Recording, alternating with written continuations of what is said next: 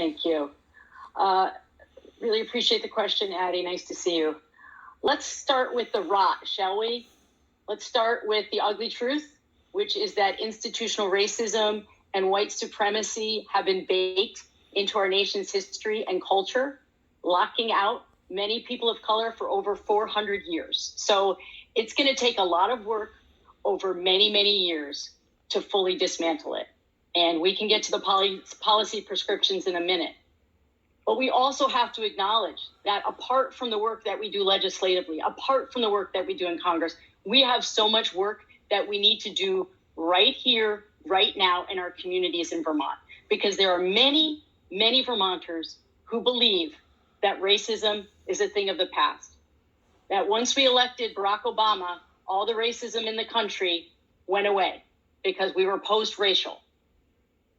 And it's difficult to have those conversations with our neighbors to say, not only is it still here, so many of our systems have been built upon it. And that's very difficult for so many good-hearted people to hear. They don't know how to approach the issue. So we've got to do it not just legislatively, but we have to be willing to have those hard conversations.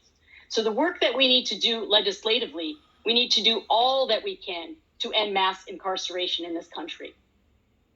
America is living proof that putting 2 million people in prison doesn't make us safer, doesn't make families healthier, doesn't in fact help communities, but in fact continues trauma.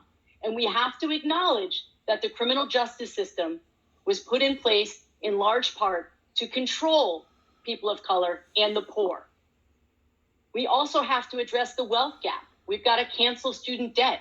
We need to make sure that debt is not being canceled for people who otherwise could pay it. We need to make sure that canceled debt is going to communities who absolutely need the economic supports. And why do they need the economic supports? Because of things that we put in place decades ago that are now impacting their ability to accumulate wealth. And I know my time is up, but I have many more things to say, but I will abide by the time constraint. So